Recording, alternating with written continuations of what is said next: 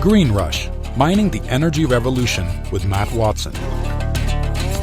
Hello, welcome to Green Rush, Mining the Energy Revolution. I'm your host, Matt Watson. Each week we dig into essentially the periodic table and look at clean energy transition topics as it relates to metals demand. This week we're going to focus on lithium battery metals at a fairly high level. We have a special guest this week from Benchmark Minerals Intelligence, their Chief Operating Officer, Mr. Andrew Miller. Andrew, welcome to the program. Hi there, Matt. Thanks for having me. No, fantastic for joining. I think we share some common views here. We'll find out. If you don't mind, I want to kind of set the plate with a few slides of material just to kind of get this conversation started. First of all, let's talk about Benchmark Minerals Intelligence. I started putting out information, and I'll show some of the data I was showing starting in 2018. And man, I got slapped upside the head more than not from people viewing that I was too conservative on my outlook for powertrain mixes going forward, that I didn't have enough BEVs in the mix. And then I ran across this group, Benchmark Minerals Intelligence, who was one of I think the most honest brokers of the situation out of any of the analysts I found. And I fell in love with your group right away as soon as I saw some of your material. So why don't you give us a little bit of background, Andrew, on the group, its size, and the services that you guys offer? Absolutely. Yeah, I appreciate that, Matt.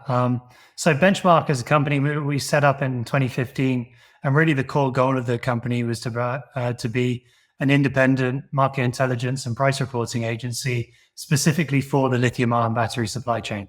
So our key focus is around what we see as the most critical minerals and metals going into that supply chain, and then following them through their chemical midstream processing steps in the supply chain, right through to the batteries that are produced going into electric vehicles. Our focus is very specialized. We're now a team of around 200 people globally. Really all of our focus, all of our efforts are about making what are even today still very opaque markets and supply chains a little bit more transparent, and give people the confidence that they need to deploy the capital that this industry is going to require over the coming years and decades ahead. Wow, 200 people. That's fantastic. I compare that versus some of these platinum group metal analyst firms. They have 20 to 30 folks, but 200, that gives you some sense of scale. So good job. Fantastic for you guys. I'm really thrilled for you. And I do think, I've been on copy for a number of your forecasts and services. I think you produce a lot of excellent information. So, and I understand that you guys have picked up copper now as well. So even though it's not on the list as shown here, you have a new copper service as well. Is that right? You do, hot off the press. Yeah, not even on the website yet. But yeah, we're as you know well, Matt, that none of this happens in isolation. None of these markets move in isolation. And increasingly from our core, our staple of what we set the company up around, which was your lithiums, your graphites, your cobalts, your nickels, which are still very central to what we do. But we've been asked by our clients, asked by the industry to shine a light on some other areas that are obviously going to be really essential to the build out of the clean energy economy. So yeah, copper is the latest. We launched our rare earth service last year, and hopefully just shining a bit of light, like I say, on those other parts of the supply chain that are sometimes misunderstood or neglected. I know it sounds strange, but even acids, I would argue, it needs to be part of this consideration of the complexities in these supply chains. The amount of acids that these miners and processors are using to process the ores is growing exponentially, and that's becoming a pinch point in processing on a whole slate of different metals, not just lithium battery metals, but even platinum group metals as well. So something to watch. Yeah, and I think that's something that's a really astute observation, because I think what we're certainly seeing at the moment is where you've seen the lithiums of the world become a bit more mainstream than they were certainly in 2015. There's a lot of components that are overlooked, and some are more established commodities, and people don't quite understand the part of those much larger markets that's going to be required for the clean energy transition. Some are, like you say, chemicals, acids, other components that people have really just overlooked and don't understand the fundamentals of the way those markets operate. So I think this next, we're coming up to 10 years of Benchmark, and I said to some of our colleagues the other day that I think the next 10 years will shine a light on a lot of sectors that weren't even on the radar in the past 10 years. I think you're right. There's a huge number of components and supply chains that need to move at once to make this happen. No, and it's amazing how interwoven all these different markets are. They are not discrete and separate. And I think your view is right. Again, I'm more of a platinum group metals guy originally, and I couldn't really study the platinum group metals going forward without really understanding what the limitations are going to be in the lithium battery market segment. And sure enough, I discovered I think there's some significant hurdles in front of us still. So why don't we get into that? So I know the way I approach it in my consultancy is I do a base case and a high case demand, but I'm looking at all sorts of things, a powertrain mix, which I'll show you in the next slide, the energy storage, solar PV, wind, fuel cells, clean hydrogen, ammonia, nuclear. I'm going to be adding the power grid itself, as we need to essentially triple the power grid globally by 2050 as well. So there's a lot of metals that go along for the ride there. And I'm constantly updating this for a whole slate of metals. Let's focus on the powertrain. And one of the key hot points is, where are we going with the powertrain mix? And I've grabbed the International Council of Clean Transportation's, the ICCT's table on what they consider to be a baseline case, kind of a higher momentum case, and then an ambitious case on where they want to see the mix of zero-emission vehicles, and specifically BEVs, not hybrids, but BEVs. So they want to see a 24% mix ranging up to a 41% mix in their base case. I think this is pretty rational. But the high case, where you want to hit all these zero-emission mandates that policymakers are calling out, there it's a much steeper slope. And getting the world to a 100% mix of BEVs, extremely ambitious case in my view when you study the numbers. So Andrew, what do you think? Can we get to a zero emissions case globally by 2050, even if we wanted to, or are we going to be constrained? I think the reality is, unfortunately, that we will be constrained. I think we'll be on that trajectory.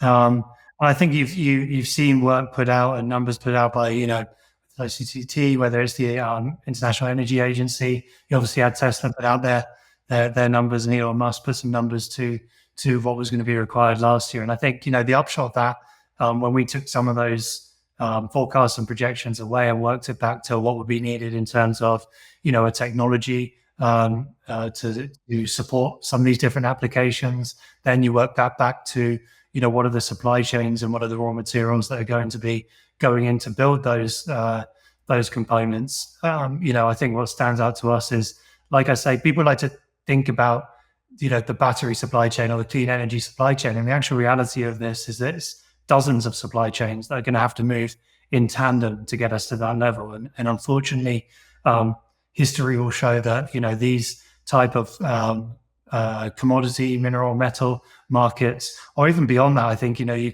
can argue that any type of technology doesn't really scale that quickly and that uniformly. So it's going to these different supply chains are going to be under different types of pressures at different stages up to 2050. And I think we can, and the foundations have been laid, particularly over the past 5 or 10 years, for some really good progress in that direction. Whether we can get to a completely clean energy transportation market as early as 2050, I think we have some reservations. But like I say, it comes down to, we need that continued government support. And we also need the industry to keep on committing to this and putting real capital towards this, because I think some of the narrative, whether it be politically around some of these topics, or even at a company level, where you see the swings between we're going to electric, we're actually pushing towards hybrid, maybe we're going to hold back and the deployment of this will be a little bit delayed. All that does is creates hesitancy along the supply chain, which means that your hopes of everything moving and scaling at the speed required are diminished as we go throughout time. So it needs a unified effort to get close to those targets. Fantastic. I think these sort of pictures on the slide I'm showing here just show a powertrain mix, and just to walk people through the format. So I have in this light blue at the bottom is gasoline, a little bit difficult to see, but there's a gray tone here that's diesel. So you've got Europe and a lot of India on diesel. Hybrid and plug-in hybrid vehicles in this yellow tone, BEVs or Teslas, if you will, in the green.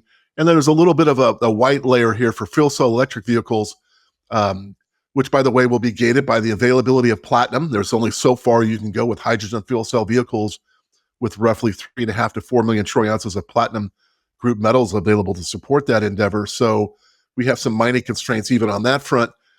And I show this as my base case. I think this is doable and scalable to this rate versus the zero emission case, more along that aggressive schedule that we saw before, where there's some key dates around 2035 where a larger percentage of the global fleet would presumably have to be a full BEV version.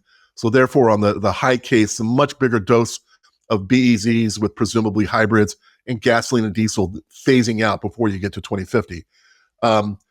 I take both these cases. I calculate the terawatts of battery demand needed for both the hybrids and the BEVs. I'm showing a case where you get to a little under 7 terawatts by 2050. And people look at that and they scream, no, that's too low. That's too low. I'm still thinking, and I initially published in 2018, and I revised my model a couple of times as the configurations have changed a little bit, but it hasn't moved much. This high case, you're going to take some 15 or 16 terawatts of battery demand per year by 2050 to achieve this state. That's just, it's a CAGR problem. How quickly can you develop the mining, I think, is the problem that you get into in this case. Andrew, your thoughts? Yeah, I think mining, we've said for a long time that, mining is the least flexible part of any of these supply chains, right? We can build a new battery plant, we can build a new anode cathode manufacturing facility in, 18 months, 2 years, if need be.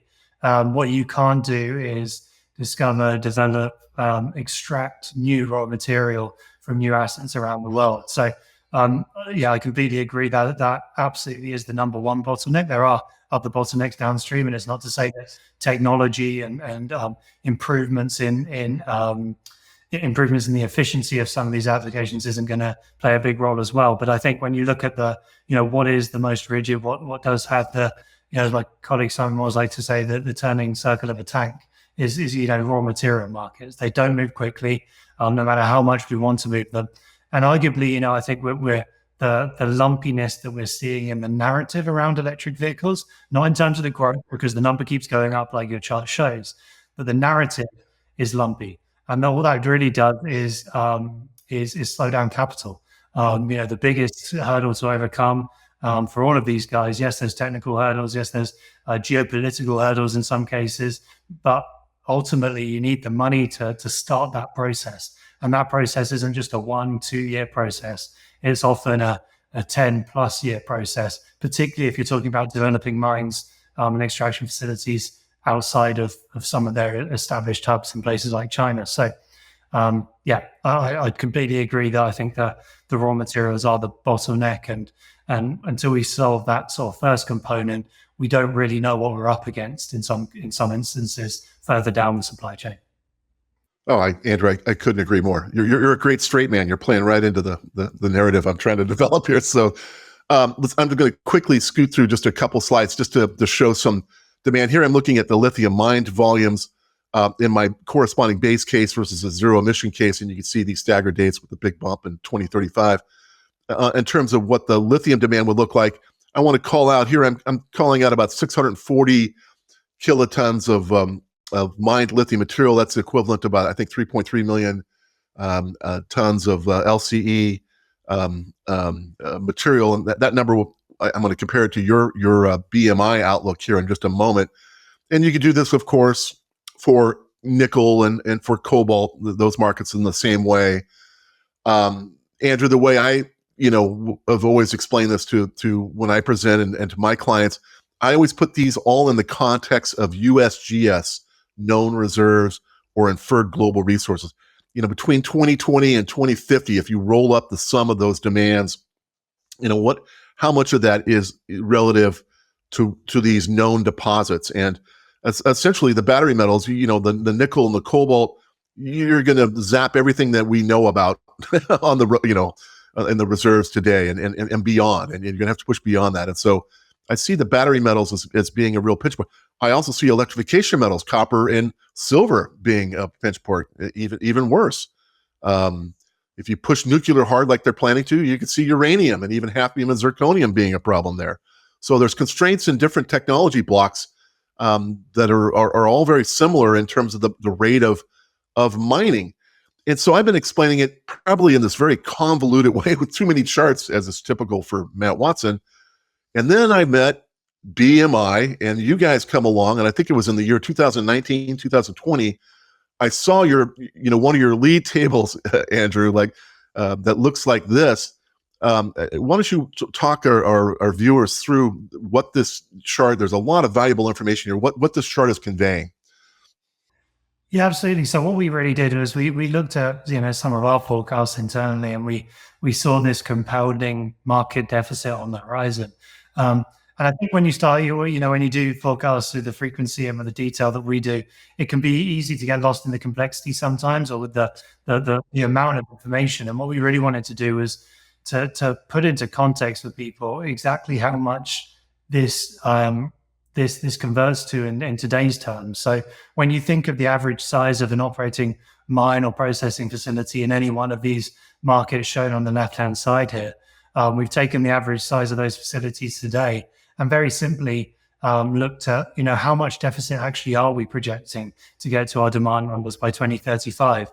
And what that showed out was quite stark figures in terms of the number of today's size mines that would be needed to fill that type of deficit. So these numbers moving around, but I think it does the job of sort of, putting at a high level how much work really is needed. Of course, mines are going to get bigger. Hopefully there'll be processing improvements and efficiencies along the way. And what we do in the future won't necessarily look like what we're doing today.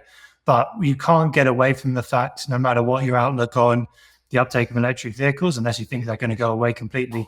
If there is going to be an uptake, if you are going to need more raw materials, even if you do believe in recycling, which can only, at the end of the day, recycling batteries can only reproduce at the maximum level what's been put into those batteries originally. So even with that all taken into account, you need a huge amount of new primary raw material facilities to come to fruition. And as I say, the constraints which this chart doesn't show, but some of our other charts show, in terms of the requirements that are being put on those from a geographical standpoint, in terms of where consumers want these mines to be built, it is adding complexity. And on top of that, you also have the questions around what the processes of extracting these, and what is the sustainability and footprint, which are all increasingly prominent topics for procurement teams around the world. So we're making this more complex. And as I say, when we think back to the timeline to bring new raw material to market, it's usually we always say a 7 to 10 year process in a best case scenario to develop a mine completely. The reality, though, is that while we need this to accelerate, all the constraints that we're putting on where we source these materials from and how we source them means that time frame is actually getting longer when we need it to get shorter. So something everyone needs to be paying attention to. I would argue that 7 to 10 years is more of a China mine development timeline, from initial exploration, funding, all the way through getting it to production. I think for most of the West, it's more in the neighborhood of 17 years. I've got a slide on that coming up, but I think that this is just a brilliant way to illustrate the point. And so here's your 3.3 million tons of LCE required. And hey, if your average mine size today, like it or not, is 45,000 tons, that means you're going to need, and you could count the little dots, but it's 74 of these new lithium mines by 2035 to meet that demand. I'm not sure there's even 74 lithium mines on the junior mining wish list today. I'm not sure we're even queued up to accomplish that with what's on deck. I don't think so. And when I've looked at analyses of, well, what is on deck from a mining perspective, too many of the mines that are on deck are small. They're too small. And one thing that strikes me on lithium in particular is, why the heck can't we just go huge? Why can't we go big? And to go big, you get into a discussion on the type of the deposits and brines, particularly salt flats and brines, holding large amounts of lithium, unfortunately in regions without a lot of water. But if you can convert some of these salt flats and with huge processing plants, you can conceivably create a single mine and processing center with 10x this volume and really impact the mine count by going big, if you will. And I think that is the direction the market's trying to go in the case of lithium. What are your thoughts there? Yeah, absolutely. I think everyone wants to go to a bigger scale, of course, and everyone wants to do it. I would contribute slightly the ability of the industry to maybe deliver on that. I think there's a huge number of fantastic prospects of operations that that should and will come to fruition over the years to come. But again, if you hop back to who are your biggest producers in the world today, you've seen the issues just in the last 3, 4, 5 years, that each one of those you could point to, each one of your major producers in the lithium industry today, you could point to difficulties in execution, you could point to delays in expansions, and all of that speaks to a myriad of issues that lie around not just lithium, but a lot of these less mature mineral metal markets, in the sense that quite often to extract potentially larger volumes requires extraction from a different type of resource. In many cases, some of those resources haven't been, some of those technologies haven't been proven or haven't been worked out, or haven't been refined for that particular location. And all of this feeds into, and ultimately, I think that the piece of this that is almost the most important, and people quite often forget, is that you might be able to churn lithium units out of the ground. Not many people can do that today, but then you might be able to get to scale even at the extraction point. But people forget that for lithium to go into a battery, it has to be refined into a very tailored chemical product as well. So there's really 2 steps in that supply chain, each with their own complexities. And again, going back to the point about raw material extraction having to come first, you can only refine your process and get your chemical to what it needs to be when you see the raw material coming out of the ground, when you know the nature of the material that you're getting. So like I say, if you're looking at new LCEs coming to market at massive volume, yes, absolutely, everyone wants to target something bigger, better, and cheaper than we've done before. The real reality, and like I say, we can only base our future predictions off of what we've seen in the past. And the reality is that these markets don't move quickly. Expansions are almost inevitably delayed by whether it's political issues, whether it's technical issues, whether it's quality of feedstock, any number of issues that stand in the way of producing that really refined chemical product. So, something we spend a huge amount of time on, why we have such a big team at Benchmark, is that we can really dig into the complexity of each one of those assets and try to make a more robust assessment of exactly what they can get to. And I'll certainly say in our models, you're not going to see many 100,000 ton lithium operations operating at that type of capacity anytime soon, right?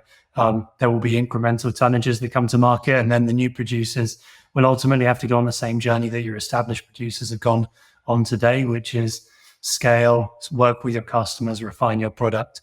And that all, again, takes time. So Andrew, in terms of the mining timelines, going from lead funding for exploration all the way till operations of the mine, there's more and more work being done, I know, by the IEA and other agencies looking at these timelines. And even for an open pit mine, we're finding today the average timeline for the West is about 17 years from lead funding until operations. And that length of time is really the cog in the wheel on how quickly we can develop and get these new mines to market. Do you see any efforts from regulators that are going to be effective at changing this and impacting this to abbreviate these timelines and make this a more efficient process? I think it's going to be really difficult. The politics around this, when you look at some of the areas of the world that may not have today a major mining footprint, to change that in any one administration or in any handful of years is incredibly difficult. So I think when you look at parts of the world like Europe, like North America, that are being asked to bring material to market that bit quicker or protect national or regional supply security issues, I think you're seeing that fundamentally the politics are going to be an obstacle. It's not an insurmountable obstacle. It's not an obstacle that won't change over time. I think it's essential and it's necessary. And I think governments around the world do appreciate that we need to change. But as I say, when we think about the trajectory of this market over the next 3, 4, 5 years, I think there's still big question marks about how much we can feasibly extract from your non-established supply bases. Fantastic. Hey, we've brushed on ESG issues. I want to do a quick rant, and I'll keep this as short as I can. During the COVID timeframe and all the lockups, so, I paid more attention to Elon than I ever did. I wasn't necessarily Elon fan to begin with, but man, I sure became one during that timeframe. And it's really for his views on the need for responsible mining. There's a number of ESG issues that are in the mix. And for example, on nickel, 40% of the deposits globally are what they call a class 1. There's no iron. And you can get away with a single smelting process that generates some 10 to 15 tons of emissions per ton processed. Unfortunately, 60% of the deposits in the world do have nickel, a nickel pig iron or a ferrous nickel deposit. And you have two choices. You either do a second smelting step, which then takes you up to a whopping 60 to 90 tons of relative emissions per ton processed, or you could do a high pressure acid leach process, lots of acids. That gets your emissions down to the 20 to 30 metric ton range. But managing what then ends up being these really fluffy 5-micron mine tailings, especially in Indonesia with high rainfall and seismic activity, really becomes a challenge. And Elon, I was thrilled with him. He stood up. There's actually, I think, 4 mines in the world, 1 in Papua New Guinea and 3 in Indonesia, that are taking their HPAL mine tailings and dumping them directly into the ocean. And it's in a region called the Coral Triangle, which has vast amounts of the world's coral and fisheries, if you will, that fish development. And they've had plants that do this deep dumping. There's pipelines that go out. They've had leaks, they've had breaks, and they've polluted entire islands and large regions of Papua New Guinea with failures. I think it's a reasonable concern to be concerned about doing this dumping. And yet Elon stood up to the Indonesian government and told them, hell no, I won't go. I'm not going to do this. And I really applaud him for that. Do you see these sorts of ESG concerns now stepping up more prominently in these discussions as well? Absolutely. I think automakers, more than ever so before, are now acutely aware of, particularly for these battery raw materials, because they're having to look all the way upstream. They're aware of their footprint, and whether that's coming from a brand risk, mitigation type standpoint, or whether it's coming from, a willingness, I think, from a lot of them to, if we're going to do this push towards clean energy, let's try and keep it clean. So I think, Elon has been at the forefront of that. And I think you've seen a number of other CEOs as well, though, from major automakers really step up and start to ask some serious questions. But, going back to the previous point, I think the reality, and the more that we can understand as an industry, the need to collaborate.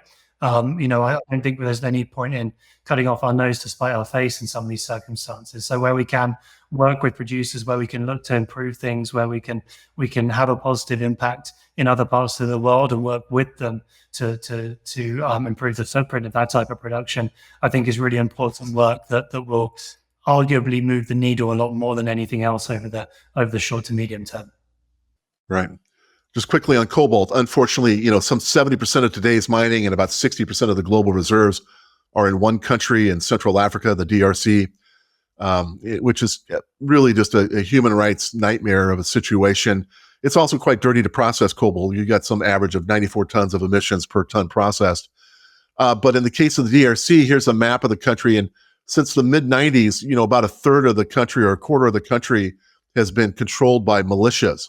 And I know, being part of the Silicon Valley and electronics world, managing supply chains, the cobalt or the tungsten, tantalum, tin, and even gold from that region are all labeled as conflict minerals. Fortunately, the cobalt that we're talking about for batteries is in the southernmost region of this country. It's not under this militia control, but still lots of concern with extreme poverty, artisanal mining, human rights violations, child labor violations in this region. And again, I think Elon's standing up to this. He's doing everything he can to design cobalt and minimize the cobalt loadings in his designs. So again, I think a feather in his cap that he's at least acknowledging and doing what he can to minimize this, but I don't see him getting much credit for that. On the lithium front, the big issue, I think, is really water, on the salt flats and the brines, which account for over 60% of the known reserves. Again, most of these at high altitude in the Argentinian, Bolivian, and Chilean high deserts, the lithium triangle. The conventional leaching process takes 2.1 million liters of fresh water for this 18-month leaching process, a first step in separation. And really having to design our way around this with technology. And I think there's a lot of efforts with direct lithium extraction where you bypass the lithium intermediates or you go right to the final form and do things where you can recycle water and really lower the water demands are extremely important. Do you see efforts like this, again, from the consumer sets? Are people responding to these ESG concerns? I'm honestly waiting to see more of this response, and I don't see enough.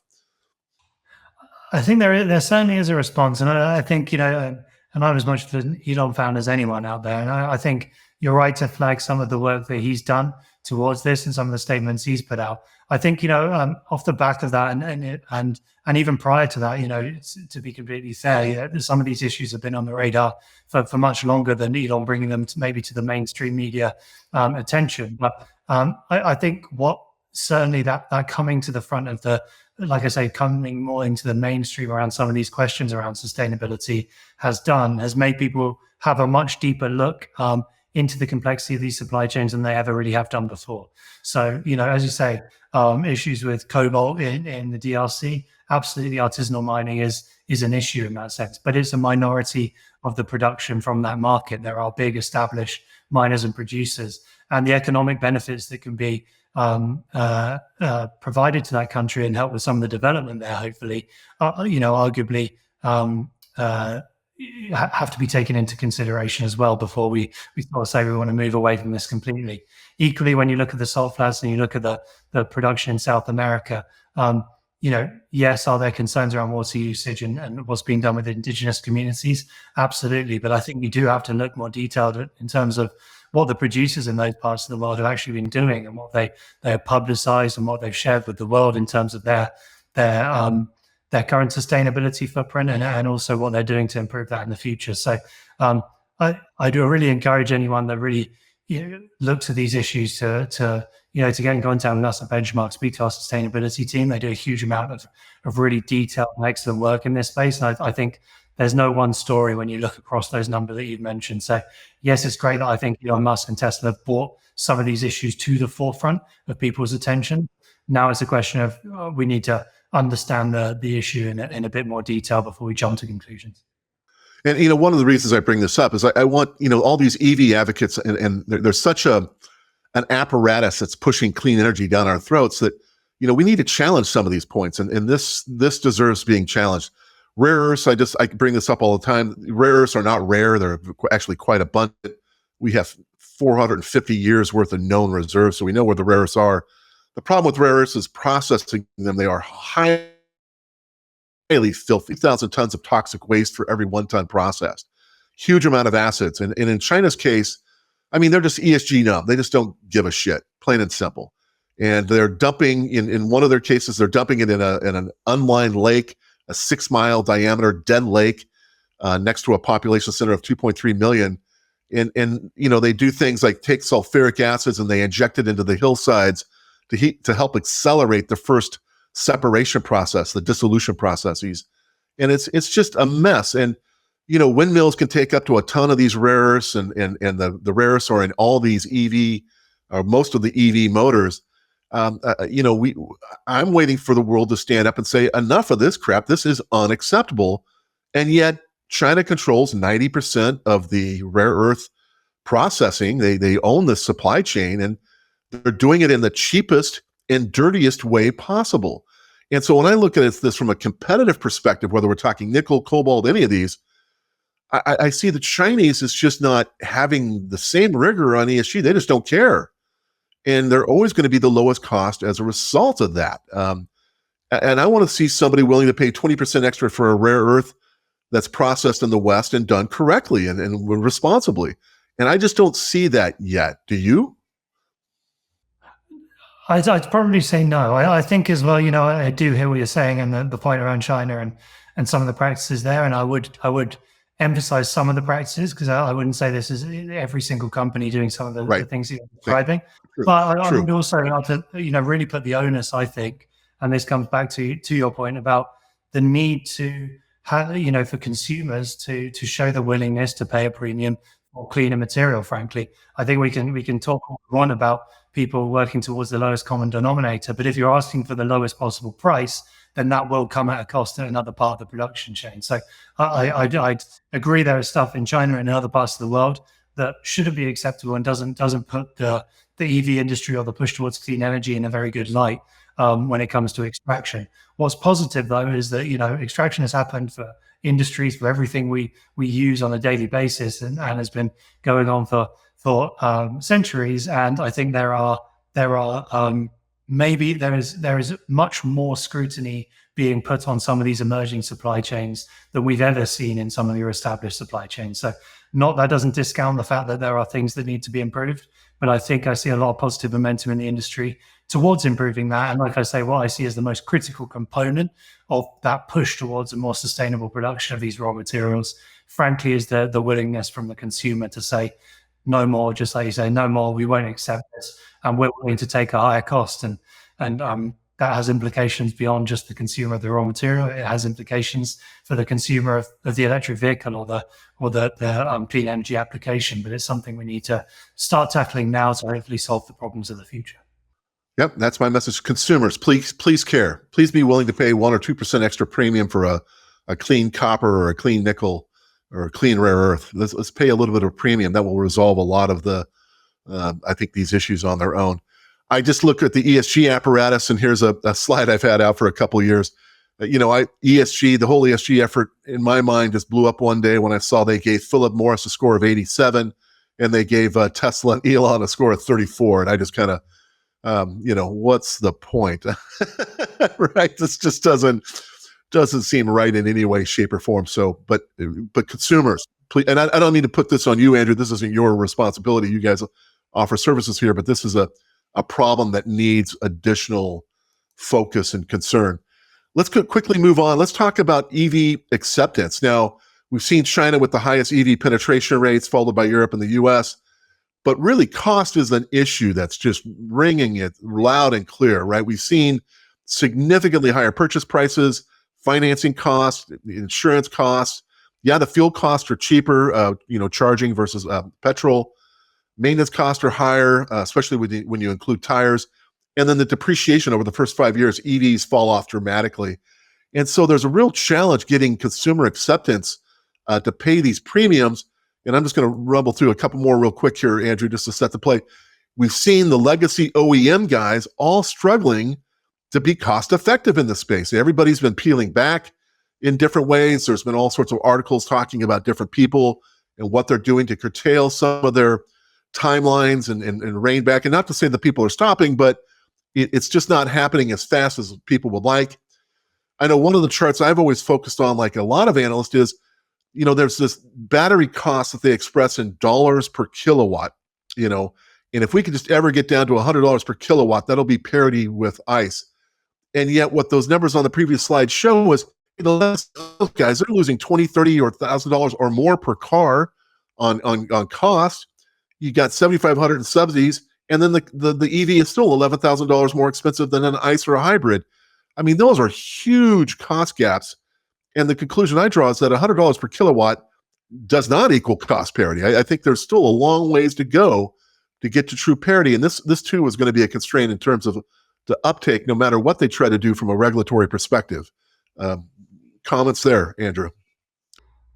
Yeah, I'd perhaps argue, and we have some data supporting this, that we're a bit closer than maybe some of those figures would lead you to believe. But I think, what the key part of this, and what we've been emphasizing to people, particularly over the past 12 months, is the reality that if you think about an electric vehicle, the single largest cost component into that electric vehicle is the battery, is that chassis, is the battery. So that's your single largest cost driver.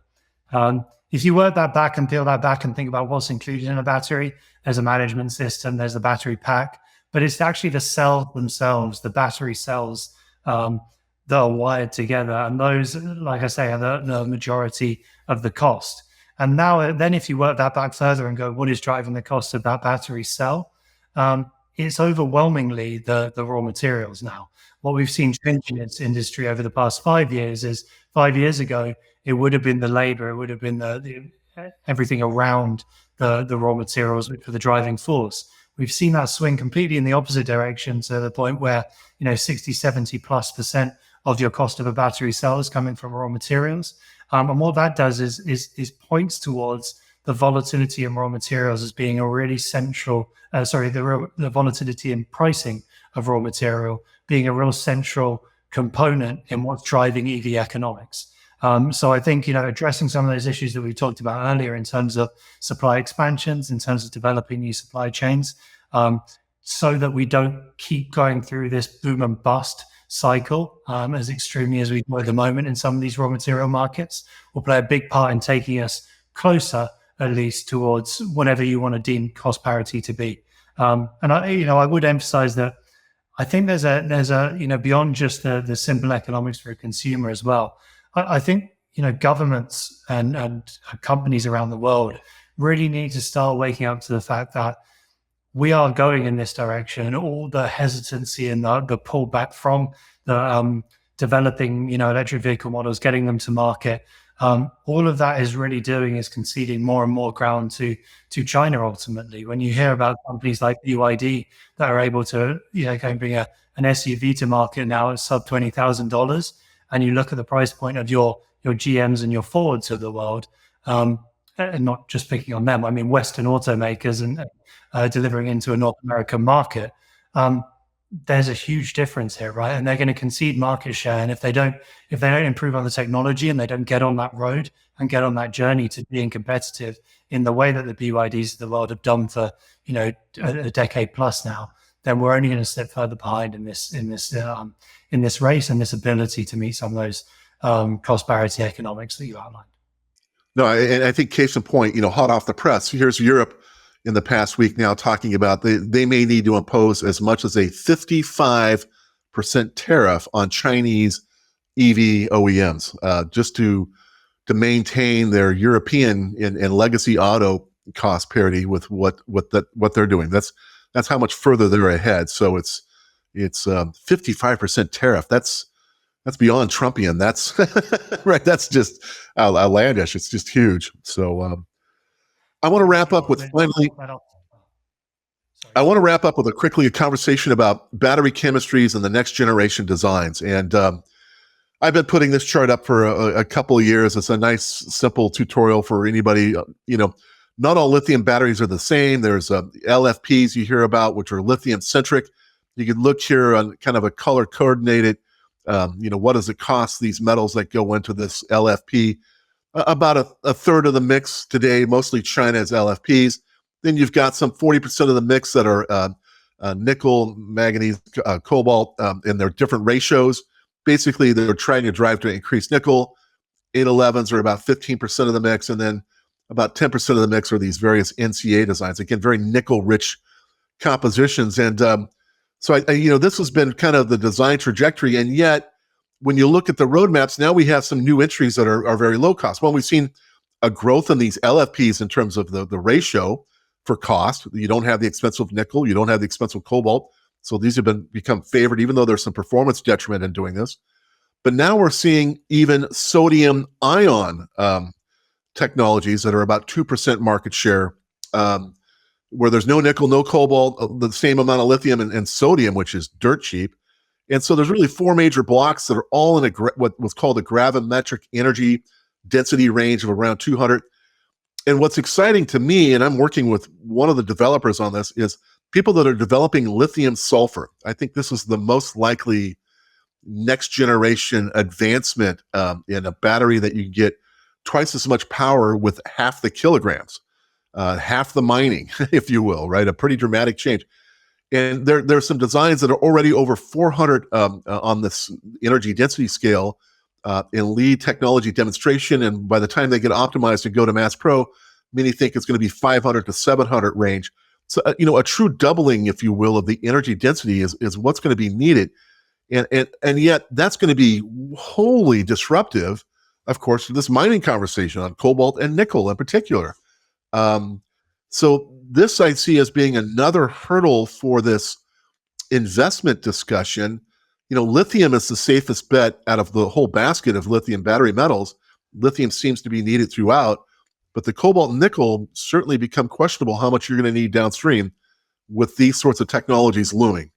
What are your thoughts on the technology jumps, and what do we need to do to get costs down and get the volumes of critical minerals down to make this more economical and scalable? Yes, I think a few things on this, Matt. I really do. I really do emphasize to people that I think you can look at that market share type percentages, and it could be quite misleading in terms of what are the future of some of these raw materials. If you look at it in megawatt hour terms or gigawatt hour terms, as our team do, what you see is all these raw material markets are facing an upward trajectory, right? So it's just how steep is that curve. What will define the steepness of that curve ultimately is this technology selection that you highlight here. And I think, to your point about the sodium ions of the world and the lithium sulfurs of the world, both will play, we're confident, a considerable role in this market. But I think the most important thing that people should keep at the front of their mind is that we are moving to a world with so many applications, so many varying requirements for lithium-ion batteries or for any battery technology, that there will be no one size fits all. When you're trying to do, yes, passenger EVs and the Teslas that everyone wants to think about, but at the same time, you're doing scooters, you're doing micro-mobility, you're doing aviation, you're doing marine applications. All of these come with varying different types of profiles in terms of their requirements and what they would accept from their battery technology. So, as I say, I really hesitate against people getting too distracted around one technology or the other, because I'm a firm believer that all of these will play a very important role. And at different points, going back to the conversation we had about the timing and the phasingness of pressures in these supply chains, I think the diversification of battery technology is going to play a really important role in that, in terms of providing that release valve that when certain markets, when certain supply chains are too constrained, when they're not able to ramp at the rate required, maybe we do have a release valve. Maybe in energy storage systems and more less portable applications, sodium ion will have a really important role to play in really high, energy density applications where people might be willing to pay some type of premium for their applications. I think you look at solid state batteries, you look at lithium sulfur, and you go, these are really important technology developments in the market. So I could talk to you all day about my outlook and benchmarks out for different chemistries, but as I say, I'd really hesitate to people to look at the complexity of each one of these and think about things, not just in terms of market share, because that market is growing 20, 30% every year. The market share is almost irrelevant in terms of a percentage. Look at exactly what are the tonnages and what are the megawatt hours of batteries that are going to be produced. And that will really guide exactly where the investments need to be made. I think that's good advice. Wow. Well, we've covered a lot of ground, and we've got a little bit longer than our normal module, but there's a lot of depth to these topics, and they are so interrelated. Andrew, do you have any other concluding thoughts you'd like to share with our listeners before we wrap up? No, I think, like you say, it's an incredibly complex space, and something I've really enjoyed our conversation, and encourage anyone that wants to reach out, get in touch with the team at Benchmark. We are battery supply chain nerds, and we love this stuff and spend all our time on it. So there's always someone willing to delve into these topics in a great amount of detail with anyone out there. So I appreciate your time and appreciate you inviting me on. Oh, no problem. And again, we've been talking with Andrew Miller, Chief Operating Officer for Benchmark Minerals Intelligence. Next week, we're going to start trying to break down these metals, since these are so deep a topics. We'll focus on lithium next week with Christopher Williams from Adams Intelligence. So please join us next week as we dive a little bit deeper into the lithium market. And then after that, we'll get into nickel and cobalt as well.